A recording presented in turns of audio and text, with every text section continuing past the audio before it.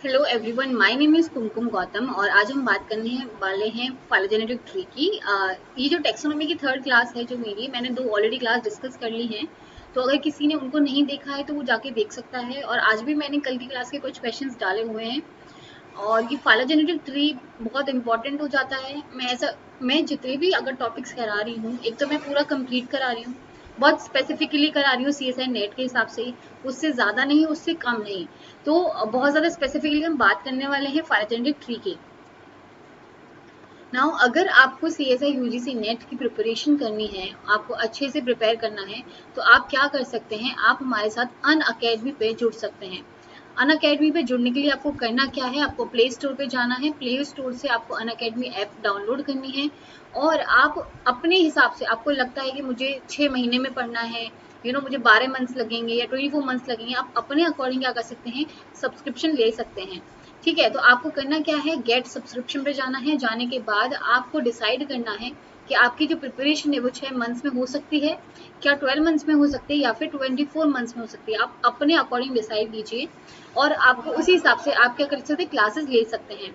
आपको क्या करना है, 10% ऑफ का कोड अप्लाई करना है, जिससे क्या होगा, आपकी जो पेमेंट होगी उस पर 10% ऑफ मिल जाएगा। आपको क्या अप्लाई करना है, कुमकुम 10 लिखना है। ठीक है, ये कुमकुम 10 लिखने से आपको 10% ऑफ मिल जाएगा। अब आपको ये नहीं समझना है कि अगर आपने कुमकुम 10 नाम से अगर 10% ऑफ ले लिया, इसका मतलब आप किसी और टीचर की क्लास नहीं ले पाएंगे। ऐसा नहीं है।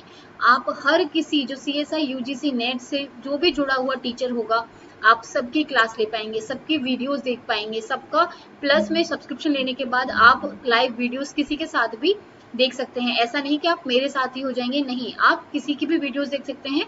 सो आप 10% ऑफ अप्लाई कीजिएगा और इंस्टेंट आपको 10% ऑफ मिलेगा कुमकुम 10 डालने के बाद में। आप पेमेंट जो है वो कैसे भी कर सकते हैं, चाहे डेबिट कार्ड के थ्रू हो गया, ईएमआई, जहाँ पे नो कॉस्ट ईएमआई का ऑप्शन भी है, यूपीआई के थ्रू, वॉलेट के थ्रू, नेट बैंकिंग के थ्रू, तो आप कैसे भी पेमेंट कर सकते हैं ना।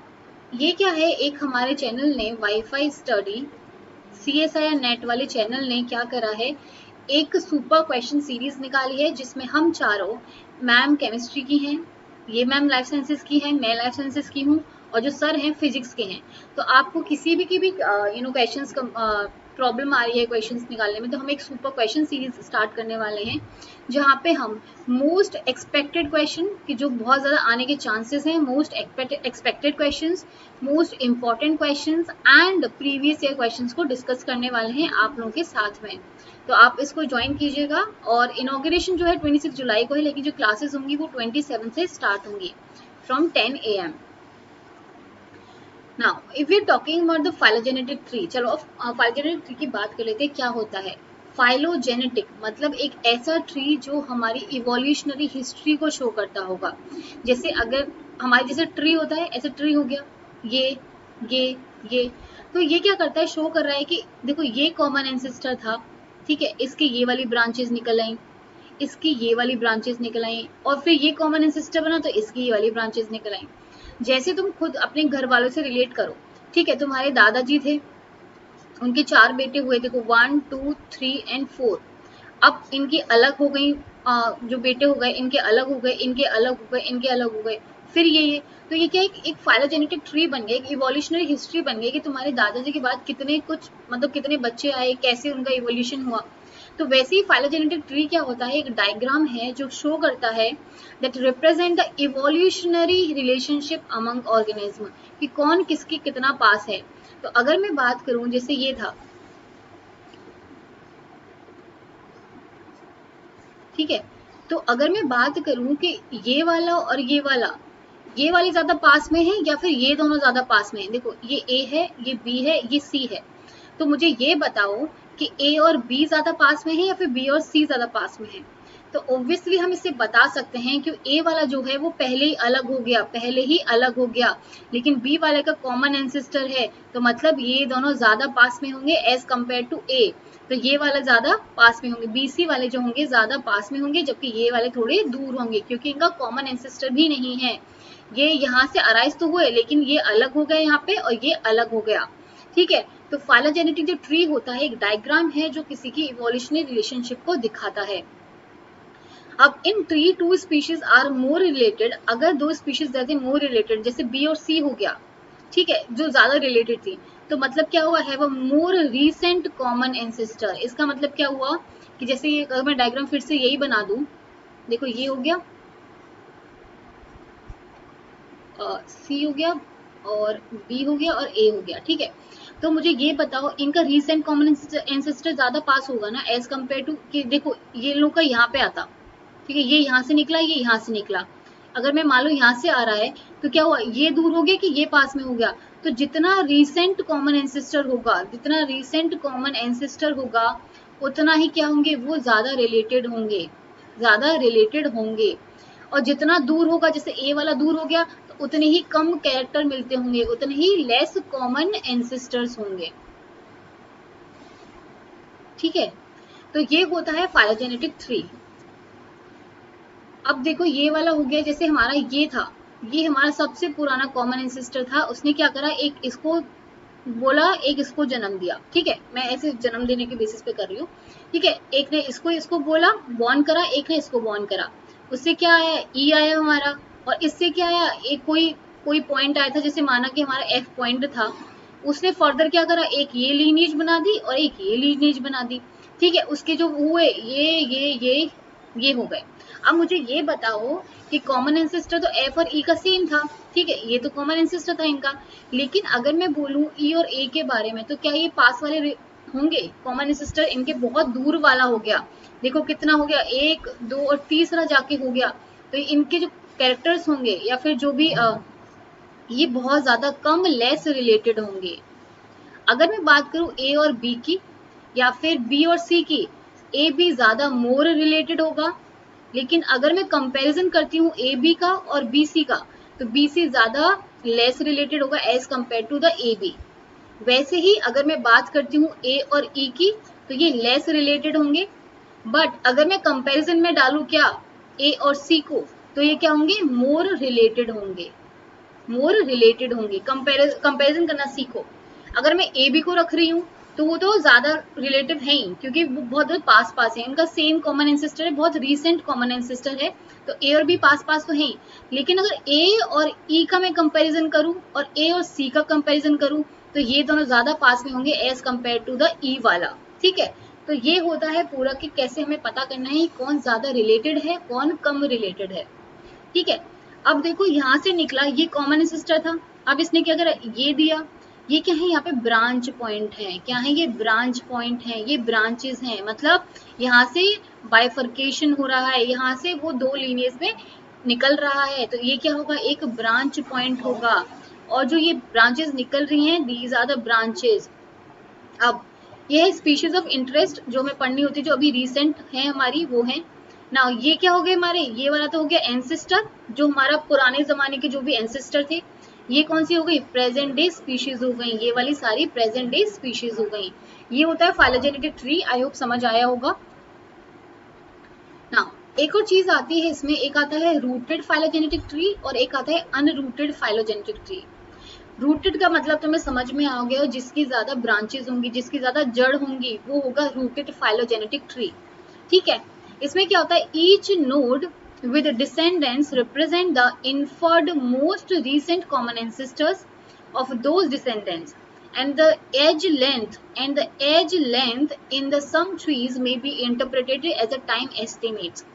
इसका मतलब समझाती हूँ, देखो रूटेड का मतलब एक तो ब्रांचेस निकाल लो, ठीक है, ये ब्रांचेस हो गई हमारी, ये ब्रांचेस हो गई, ब्रांचेस निकाल दी तो रूटेड हो गया। इसमें क्या बोला गया है कि जो ये पॉइंट्स होते हैं, ये क्या शो करते हैं कि इनके रीसेंट कॉमन एंसेस्टर हैं। जैसे इन दोनों का कौन सा हो गया, ये वाला हो गया, ये किसका हो गया, ये इसका हो गया और इसका हो गया, ये किसका हो गया, 4 और 5 का हो गया, तो ये शो करते हैं। सेकेंडली उसमें क्या बोला गया, उसमें बोला गया कि हम एज लेंथ भी पता कर सकते हैं, मतलब अगर हमें ये प्रॉपर दिया गया है, इसकी वैल्यू दी गई है, इसकी वैल्यू दी गई है, इसकी वैल्यू दी गई है, तो हम रूटेड ट्री के थ्रू एज लेंथ भी पता कर सकते हैं, उनका डिवीजन टाइम भी पता कर सकते हैं कि कितना पहले ये डिवीजन हुआ, ठीक है, कितना पहले डिवीजन हुआ। क्वेश्चन आता है कि क्या रूटेड और अनरूटेड में डिफरेंस आता है, रूटेड में क्या एज लेंथ या फिर कोई फाइलोजेनेटिक अगर मुझे पता करना हो कि टाइम कितना होगा तो हम पता कर सकते हैं, ठीक है, हम पता कर सकते हैं। लेकिन मैं अनरूटेड ट्री की बात करूं तो तुम देखो इसकी कोई लेंथ का कोई पता चल रहा है, अतः पता चल रहा है। तो अनरूटेड ट्री क्या होते हैं? Illustrate only the descendants relatedness of the leaf nodes and do not require ancestral root to be known or inferred।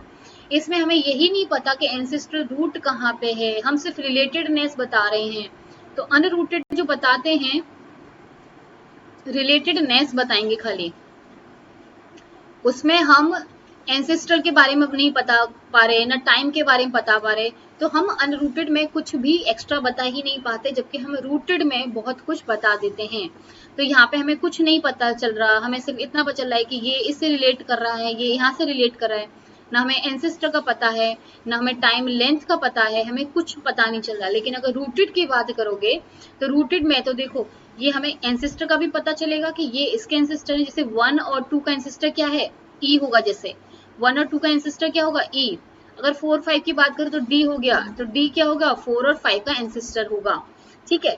और हमें ये पता चल सकता है जो बी है वहां से चीजें अराइज हुई हैं, ठीक है। तो हम इसकी लेंथ के बेसिस पे इसका टाइम भी पता कर सकते हैं। तो ये होता है रूटेड ट्री, ठीक है, ये होता है रूटेड। और ये क्या होता है? हमारा अनरूटेड होता है। ये इसका जो डिफरेंस है वो बहुत आता है। एक इम्पॉर्टेंट चीज आती है जिसे बोलते हैं हम आउट ग्रुप। क्या बोलते हैं? Out group.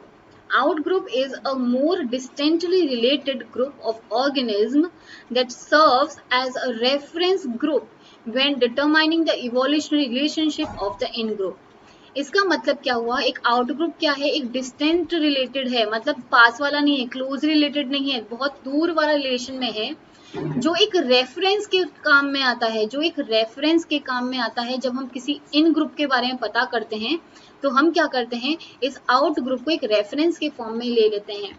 अब क्वेश्चन कैसे आएगा इसमें देखो, माना हमारा क्या था? ए बी और सी तीन थे, ठीक है। अब क्वेश्चन क्या आएगा? ये 0 0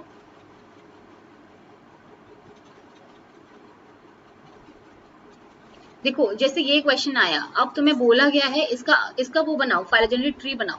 तो तुम कैसे बनाओगे? तुम्हें क्या देखना है? 0 0 0 किस में आ रहा है, मतलब वो क्या हुआ? किसी से कोई मतलब ही नहीं, वो बहुत ज्यादा दूर का रिलेशन में है। तो ए जो है, देखो फिर हम क्या करेंगे, यहाँ से बनाएंगे एक, ये हो गया हमारा ए, मतलब ए हमारा सबसे पहले निकल गया। क्यों? क्योंकि वो आउट ग्रुप हो गया, क्योंकि उसमें तीनों में 0 आ गया, तीनों में 0 आ गया, मतलब वो आउट ग्रुप का कोई कैरेक्टर नहीं मिल रहा है किसी में। तो क्या हो गया? वो हमारा आउट ग्रुप हो गया, एक रेफरेंस के फॉर्म में हमने लिया। अब इन ग्रुप क्या होता है? In group is a social group to which person psychologically identifies as being a member. तो जो एक दूसरे के मतलब मिलने वाले जो हैं, एक सोशल ग्रुप बना लेते हैं जिसके कॉमन एंसेस्टर भी हैं, जो अभी भी रिसेंटली काम कर रहे हैं, तो इन ग्रुप हो जाता है। तो देखो बी वाले में एक बार एक आया है और सी वाले में 2 बार एक आया है। अब हम क्या करेंगे? ए तो निकाल दिया हमने आगे, लेकिन अब क्या करेंगे हम? इस बी वाले को, अब बताओ मैं बी वाले को पहले लिखूं या फिर सी वाले को पहले लिखूं? बी में है एक कॉमन कैरेक्टर जो है, और सी में कितने? एक और एक 2 है। तो मैं किसको पहले लिखूं? पहले लिखूंगी मैं बी को, फिर मैं लिखूंगी सी को, ठीक है। तो ऐसे इसको निकालते हैं, ऐसे निकालते हैं। तो ए क्या हो गया हमारा? ए हो गया हमारा आउट ग्रुप, ठीक है। सिर्फ एक रेफरेंस के फॉर्म में लिया जाएगा कि यहाँ से चीजें निकली थी, ठीक है, एक रेफरेंस के फॉर्म में लिया जाएगा कि ऐसा होता था पहले, ऐसा पहले ऐसे गिल्स होते थे या फिर वो होता था, तो वो आउट ग्रुप के फॉर्म में रख दिया। बी क्या हो गया हमारा? रिसेंट वाला, देखो ये वाला रिसेंट कॉमन एंसेस्टर हो गया, लेकिन ज्यादा एडवांस कौन सा होगा? सी वाला। तो ये क्या होंगे? दोनों इन ग्रुप होंगे और वो क्या हो जाएगा? आउट ग्रुप हो जाएगा। देखो ये है हमारा आउट ग्रुप जो बिल्कुल बाहर निकाल दिया, हमें कोई मतलब नहीं उस आउट ग्रुप से। इन ग्रुप का मतलब हो गया कॉमन एंसेस्टर आ गया, और आज भी देखो ये हमारे इन ग्रुप हो गए, ठीक है। ये हो गए हमारे इन ग्रुप जो बिल्कुल ग्रुप के अंदर हैं, जो सोशली प्रेजेंट है, साइकोलॉजिकली प्रेजेंट है, वो इन ग्रुप है। आउट ग्रुप मतलब सबसे बाहर जो हो गया, ठीक है। आई होप ये क्वेश्चन के थ्रू समझ आया होगा कि कैसे क्वेश्चन आ सकता है। अभी जो होमोलॉगी की बात करें, इसमें जो क्वेश्चंस आते हैं वो डायरेक्टली, एक तो आते हैं तुम्हारे डायरेक्टली आएंगे कि डेफिनेशन बता दो, या फिर आएंगे क्वेश्चंस के थ्रू। मतलब ग्राफ बना दिया होगा, सॉरी फाइलेंडर ट्री बना दिया होगा, उसमें पूछा जाएगा। होमोलॉगी का अगर तुम्हें मतलब पता हो तो होमोलॉगी का मतलब होता है जो जिसके कॉमन एंसेस्टर्स हों, जिसके कॉमन एंसेस्टर्स हों, लेकिन जो फंक्शन होगा टाइम वाइज इवोल्यूशन इतना हो जाएगा कि फंक्शन डिफरेंट हो जाएगा, फंक्शन डिफरेंट हो जाएगा, लेकिन कॉमन एंसेस्टर्स थे। इसमें क्या बोला, a feature in two or more taxa is a homologous when it is derived from the same feature of their nearest common ancestor। ठीक है, जो एक कॉमन एंसेस्टर हो लेकिन उसकी जो बाद की जो चीजें हैं, फंक्शन है, वो चेंज हो जाता है। देखो इसमें देखो दिखा है, ये हमारा कॉमन एंसेस्टर हो गया। A character is similar or present in two taxa because they a common ancestor had a that character। हो सकता है कि उसके जो कैरेक्टर हों वो सिमिलर हों क्योंकि उसके परदादा में तो थे, उसके एंसेस्टर में तो थे, तो हो सकता है कि उन लोग के जो कैरेक्टर्स हैं वो सेम हो जाएं। In this diagram, wings are homologous characters in hawks and doves because both inherited wings from the common winged ancestor। मतलब हमने माना कि ये जो common ancestor था वो winged था, वो विंग्ड था, जिसके पास विंग थी। तो एक तो लीनिएज चली गई हमारी हॉक के पास में, एक लीनिएज चली गई डव के पास में। तो देखो हॉक के पास भी हमारे विंग है और डव के पास भी विंग है, तो लेकिन ऐसा तो है नहीं कि इसके विंग किसके काम आए, इसके विंग किसके काम है, हमें नहीं पता। लेकिन इनके जो कॉमन एंसेस्टर था, जो कॉमन एंसेस्टर था उसके पास विंग थी, ठीक है, वहां से इनका डिवीजन हुआ, वहां से ये निकले। तो हो सकता है फंक्शन सेम ना हो, लेकिन जो ओरिजिन होगा मतलब जो कॉमन एंसेस्टर होगा वो सेम होगा, कहीं ना कहीं वो मिलता होगा, तभी दोनों चीजें एक चीज से अराइज हुई हैं, दैट इज होमोलॉगी। नेक्स्ट आती है एनालॉगी। एनालॉगी का मतलब होता है, एनालॉगी का मतलब होता है जब हमारा कॉमन एंसेस्टर सेम ना हो, मतलब एंसेस्टर सेम ना हो लेकिन जो हमारे फंक्शन है वो मिलते जुलते हों, जो फंक्शन है वो मिलते हों। It is a phenotypic similarity, मतलब मॉर्फोलॉजिकल सिमिलैरिटी होगी।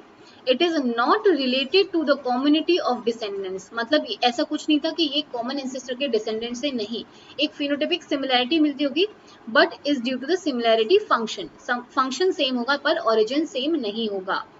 अब देखो, अब तुम ये मत बोलने लग जाना मैम ये तो एक है, ऐसे तो हम एक चीज से ही अराइज हुए हैं, लेकिन जो रीसेंट कॉमन एंसेस्टर्स हैं ऐसा कुछ नहीं है। देखो इसका अलग कॉमन एंसेस्टर है और ये अलग हो गया, तो देखो ये बैट हुआ और बर्ड्स हुआ, ये कहीं एक दूसरे से मिलते हैं नहीं, लेकिन इसके जो बर्ड्स के जो फेदर्स हैं और बर्ड्स के जो फेदर्स हैं, दोनों का फंक्शन क्या है, फ्लाई करना है ना, दोनों का फंक्शन क्या है, फ्लाई करना। तो मतलब क्या हुआ, बर्ड्स और बर्ड्स तो हैं सेम, ठीक है, बर्ड्स और बर्ड्स तो हैं सेम, लेकिन इनका कोई कॉमन एंसेस्टर नहीं होता, सिर्फ फंक्शन सेम होता है, then we call it analogy. और इस टाइप के जो अगर मैं बात करूं इवोल्यूशन की, तो इवोल्यूशन कौन सा होता है हमारा, कन्वर्जेंट इवोल्यूशन होता है। कौन सा होता है, कन्वर्जेंट इवोल्यूशन। कन्वर्जेंट का मतलब हो गया कि कोई चीज यहाँ थी, कॉमन एंसेस्टर कुछ नहीं था, लेकिन जिनका फंक्शन इनको जोड़ दे, जिनका फंक्शन इनको जोड़ दे, उसको बोलते हैं कन्वर्जेंट इवोल्यूशन। अगर मैं होमोलॉगी की बात करूं तो अगर इसमें जो इवोल्यूशन होता है वो होता है डाइवर्जेंट इवोल्यूशन। क्या होता है, डाइवर्जेंट इवोल्यूशन।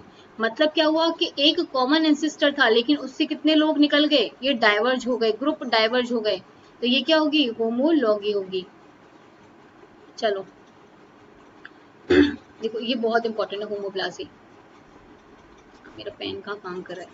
हाँ, होमोप्लाजी की बात करें, homoplasy is a character shared by a set of species. देखो ये सुनो, character shared by a set of species but not present in their common ancestors. इसका मतलब क्या हुआ कि दो स्पीशीज हैं जो एक कॉमन कैरेक्टर को शेयर करें, लेकिन हो सकता है उनके कॉमन एंसेस्टर में वो कैरेक्टर हो ही ना, ठीक है। The wings of the birds and the bats are the homoplasies. तो इससे तुम्हें पता चल गया होगा कि ये कैसा है, ये एनालॉगी का कुछ शो कर रहा है, ठीक है। Wings of birds and bats are homoplasies that they are structurally different है। For example the wings of the insects birds and bat are all need for flying. तो होमोप्लाजी का अगर एग्जाम्पल आता है, क्योंकि तुमसे होमोप्लाजी ही पूछा जाएगा एग्जाम में, अगर पूछा जाएगा और तुम्हें ऐसा कुछ बना के दिया होगा, तो तुम ये देखो, ये कैरेक्टर, ठीक है, ये कैरेक्टर और ये कैरेक्टर, तुम्हें लग रहा है इनका कॉमन एंसेस्टर में होगा? इनके कॉमन एंसेस्टर में कोई ऐसा कैरेक्टर है? नहीं, ऐसा कोई कैरेक्टर नहीं है। और देखो ये कहाँ पे जा रहा है और ये कहाँ पे जा रहा है, कोई कॉमन एंसेस्टर ये वाला था, इसका ये वाला था, कुछ मिल रहा है, मिक्स हो रहा है? नहीं। तो मतलब क्या हुआ, जैसे इधर समझो तुम लोग,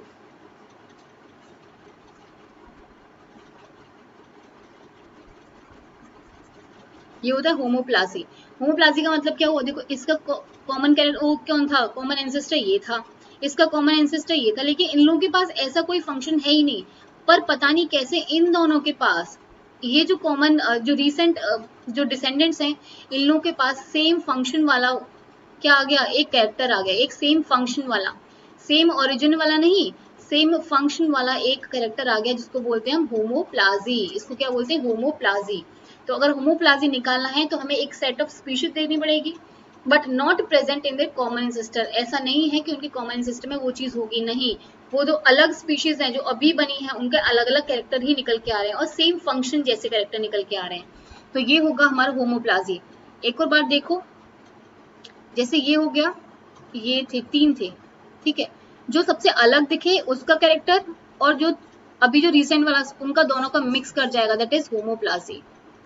या फिर इसका मिक्स कर जाता और इसका मिक्स कर जाता तो होमोप्लाजी हो जाता, या फिर इसका और इसका हो जाता तब भी होमोप्लाजी, जिसका कॉमन एंसेस्टर नहीं है, ठीक है, जिसका कॉमन एंसेस्टर नहीं है।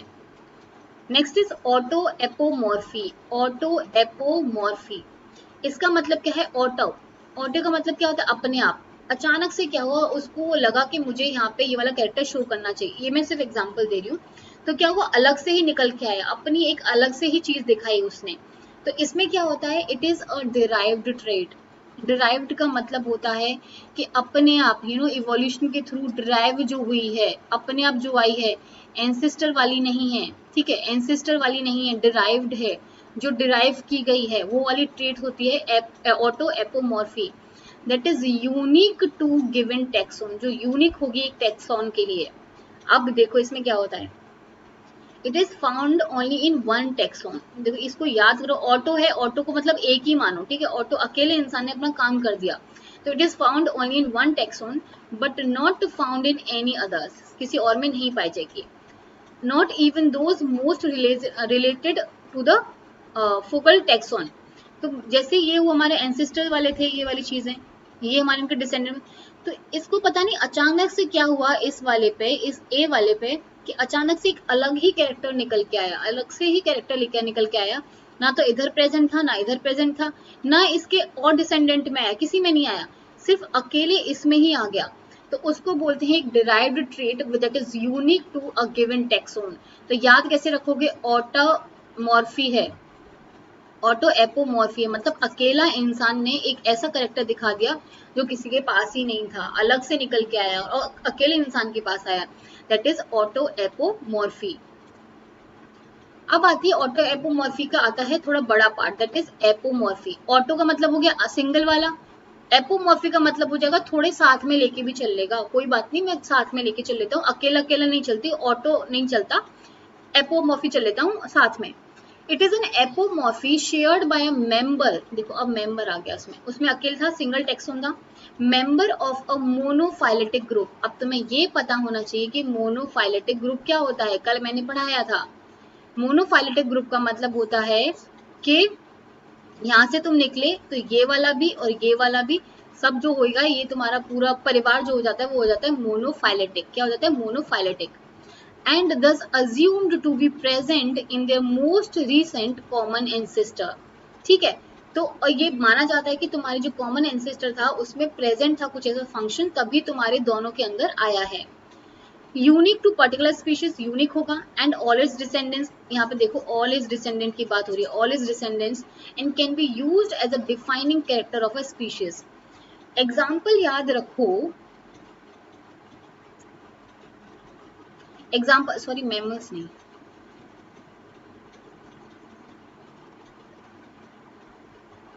देखो एग्जाम्पल याद रखो कि जैसे ये हमारा कॉमन डिसेंडेंट था इसका और इसका, लेकिन यहाँ पे क्या हुआ, एक ऐसा करेक्टर निकल गया जो जितने डिसेंडेंट थे, इसके दो डिसेंडेंट थे, दोनों में ये करेक्टर आ गया, दोनों में ये करेक्टर आ गया, तो कहीं ना कहीं इसमें भी कुछ ऐसा करेक्टर होगा ठीक है, कहीं ना कहीं इसमें भी ऐसा कैरेक्टर होगा, तभी इन दोनों के अंदर सेम सेम कैरेक्टर आया है। तो एग्जाम्पल लाइक बर्ड्स में जो फेदर्स होते हैं, जो बर्ड्स में जो फेदर्स होते हैं, हम बर्ड्स को क्यों जानते हैं? बर्ड्स को हम फेदर के नाम से जानते हैं कि पंख होते हैं उन लोगों के पास में। तो ये क्या हुआ, एक पर्टिकुलर टेक्सोन का पूरी जो डिसेंडेंट्स थे सब में होते हैं फेदर्स।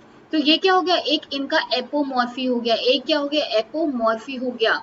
ठीक है, तो याद रखना है एपोमॉर्फी क्या होता है, सारे मेंबर जो होते हैं एक मोनोफाइलेटिक ग्रुप के, एक मोनोफाइलेटिक ग्रुप के सारे मेंबर्स के पास जो कैरेक्टर होगा, ठीक है, उसके बाद ये यूनिक होगा पर्टिकुलर स्पीशीज में एंड ऑल इट्स डिसेंडेंट्स।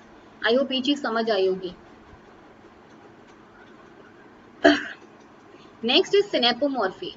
सिनेपोमॉर्फी का मतलब है स्नैप, स्नैप ऑफ मॉर्फी का मतलब होता है shared derived character. Shared derived character मतलब क्या हुआ, शेयर जिसने किया है ना, शेयर जिसने किया मतलब ये मेरे दोनों के पास तो आ रहे थे, लेकिन कहाँ से आ रहे थे, मेरे इससे आ रहे थे। देखो उसमें क्या था, उसमें शो नहीं करा वो कैरेक्टर, इसमें शो नहीं करा कैरेक्टर, ठीक है, लेकिन इन दोनों में शो कर गया, इन दोनों में शो कर गया वो, ठीक है। लेकिन सिनेपोमॉर्फी में क्या होता है कि उसका जो एंसेस्टर होगा उसके पास भी वो कैरेक्टर आया होगा। Share derived character that distinguish a clade from other organism, it is an apomorphy. ठीक है, ये एपोमॉर्फी है लेकिन shared by the members of monophyletic group and thus assumed to be present in most recent common ancestors। तो अगर मैं इसकी बात करूं तो यहाँ पे नहीं लिखा था कि रिसेंट कॉमन सिस्टम में अज्यूम किया जाता है, सिर्फ यहाँ पे क्या जाता है, अज्यूम किया जाता है कि उसके पास होगा तभी हम दोनों के पास आया है। लेकिन यहाँ पे क्या होता है, यहाँ पे होती है, अज्यूम्ड नहीं किया जाता, यहाँ पे होती ही है। ठीक है, यहाँ पे होती ही है, यहाँ पे अज्यूम नहीं किया जाता। तो तुम कैसे याद रखोगे इस चीज को, यहाँ पे लिख देती हूँ मैं। ऑटो एपोमॉर्फी हुआ, ऑटो एपोमॉर्फी हुआ जिसमें सिर्फ एक में कैरेक्टर था, ठीक है। फिर आया हमारा एपोमॉर्फी, एपोमॉर्फी में दो में कैरेक्टर था। सिनेपोमॉर्फी मतलब तीनों में, मोनोफाइलेटिक ग्रुप पूरा कंप्लीट कर दिया उसने। तो ये क्या हो जाएगा, सिनेपोमॉर्फी हो जाएगा। क्या हो जाएगा, सिनेपोमॉर्फी हो जाएगा। अब आता है नेक्स्ट, आता है प्लेजियोमॉर्फी। प्लेजियोमॉर्फी होता है एंसेस्ट्रल शेयर्ड कैरेक्टर्स, जो एंसेस्टर हमारे शेयर करते हैं कैरेक्टरिस्टिक को, उसको बोलते हैं प्लेजियोमॉर्फी। तो देखो जैसे ये हमारा कॉमन एंसेस्टर था, उसका ये डिसेंडेंट निकला, तो ये हो गया हमारा, ये निकला, इसका ये हो गया। तो ये दोनों क्या कर रहे हैं, एंसेस्टर के जो कैरेक्टर थे उसको शेयर कर रहे हैं, एंसेस्टर के जो कैरेक्टर थे उनको शेयर कर रहे हैं, ये होगा प्लेजियोमॉर्फी। ये क्या होगा, प्लेजियोमॉर्फी। देखो अब देखते हैं, ये जो एपोमॉर्फी है मैंने बताई है डिराइव्ड कैरेक्टर है, ठीक है। पहले ऑटो पढ़ते हैं, ठीक है, ऑटो पढ़ते हैं। इसमें क्या हुआ, हमारा जो ये डिराइव्ड ट्रेट है, ठीक है, ऑटोमॉर्फी मतलब क्या हुआ, इसने इवोल्यूशनरी नोवेल्टी शो कर दी, इसका अलग ही निकल के आ गया। अगर मैं बात करूं एपोमॉर्फी की, तो यहाँ पे दोनों डिराइव्ड ट्रेट हो गए, ठीक है, दोनों डिराइव्ड ट्रेट हो गए। सिनेपोमॉर्फी की बात करूं तो ये तीनों आ गए, मोनोफाइलेटिक ग्रुप पूरा आ गया। प्लेजिमॉर्फी की बात करूं तो एंसेस्ट्रल डिराइव्ड कैरेक्टर्स हो गए, ठीक है। होमोप्लाजी की बात करूं तो होमोप्लाजी में क्या होता है, ये इवोल्यूशनरी नोवेल्टी शो करी इसके साथ में, ठीक है, इन दोनों ने साथ में शो करी, ठीक है, तो ये होता है होमोप्लाजी। और सिम्प्लेजियोमॉर्फी की बात करूं तो इसमें क्या होता है, जितने भी हमारे एंसेस्टर्स आए हुए हैं, मतलब रिसेंट को छोड़ के जितने भी हैं, जितने भी कॉमन एंसेस्टर के बच्चे हैं उनको बोलते हैं सिम्प्लेजियोमॉर्फी। इसका आने के चांसेस कम है, ये होमोप्लाजी आने के चांसेस ज्यादा हैं, और इन चारों के, ठीक है, ये सारे आ सकते हैं ना। ये क्वेश्चन है, इस क्वेश्चन को पढ़ना है, उसके बाद करना है। The following data shows the presence of 4 enzymes across the species. तो इसमें 4 स्पीशीज, सॉरी 3 स्पीशीज थी और 4 एंजाइम्स थी। जैसे हो गया हमारा ओपोसम, ठीक है, पहला है ओपोसम, सेकेंड है प्लेटिपस एंड थर्ड है चिकन। ओपोसम में क्या हुआ, एंजाइम फर्स्ट प्रेजेंट थी, मतलब 1 मार्क्स दे दो, जो प्रेजेंट है 1 मार्क्स दे दो। एंजाइम 2 भी प्रेजेंट थी, 1 मार्क्स दे दिया। एंजाइम 3 भी प्रेजेंट थी, 1 मार्क्स दे दिया, इसको भी 1 मार्क्स दे दिया। टोटल कितना हो गया, टोटल हो गया 4। प्लेटिपस की बात करूं, प्रेजेंट है 1 मार्क्स, इसको भी 1, इसको भी 1 और इसको 0, तो कितना हो गया, टोटल 3 हो गया। चिकन की बात करूं, 1 हो गया, ये भी 0, ये भी 0 और ये भी 0, कितना हो गया, 1 रह गया। अब मुझे ये बताओ आउट ग्रुप कौन सा होगा, आउट ग्रुप कौन सा होगा, किसके बेसिस पे हम रेफरेंस लेके चलेंगे, हम रेफरेंस लेंगे चिकन के बेसिस पे। क्यों? क्योंकि ओनली वन कैरेक्टर जो है जो मिल रहा है। तो चिकन कहाँ पे आ रहा है पहले? चिकन को कहाँ निकाला है? देखो यहाँ पे प्लेटिपस को निकाला हुआ है पहले, तो ये तो गलत हो गया। यहाँ पे ओपोसम को निकाला हुआ है पहले, ये भी गलत हो गया। यहाँ पे चिकन को निकाला है लेकिन प्लेटिपस को इनको साथ में रख दिया है, ये भी पूरा गलत हो गया। यहाँ पे चिकन को निकाला, अब चिकन के बाद कौन सा आएगा? किस में कम कैरेक्टरिस्टिक है? प्लेटिपस में, थर्ड। तो प्लेटिपस आएगा सेकंड पे और फर्स्ट पे क्या आएगा? ओपोसम आएगा। आई होप ये समझ आया होगा, बहुत ज्यादा इंपॉर्टेंट है ये वाला। नेक्स्ट है शेयर डिराइव कैरेक्टरिस्टिक। देखो अभी मैंने तुम्हें बताया शेयर डिराइव कैरेक्टरिस्टिक कौन से होते हैं। Phenotypically exactly the same, exactly तो जहां भी आए वहां गलत करो। यूज टू मतलब 80 to 90%, ज्यादा मत कर देना, 80 to 90%। Use to characterize a clade, use only to characterize a species, ऐसा है कि मैंने स्पीशीज को कैरेक्टराइज करने के लिए बताया हो? नहीं। Characters that originate in the ancestor of the taxon, नहीं, जो एक क्लेड को बताता है उसको बोलते हैं हम लोग share derived characteristics. Next question है a monophyletic group consist of an ancestral species and some of its descendant, some of its नहीं होता। Descendant and some of whom have different ancestors, नहीं। An ancestral species and all of its descendant, yes yes, ये होता है हमारा monophyletic group. ये वाला question करो। Identify A B and C in the figure, ठीक है, ए और बी और सी को फिगर में आइडेंटिफाई करो। तो अगर तुम देखोगे इस ए को, ए पे क्या निकला है हमारा? ए पे क्या निकला है हमारा? आर्के बैक्टीरिया निकला है, ठीक है। यहाँ से कौन सा निकला है हमारा? ये वाला, ठीक है, ये वाला निकला है और ये वाला निकला है।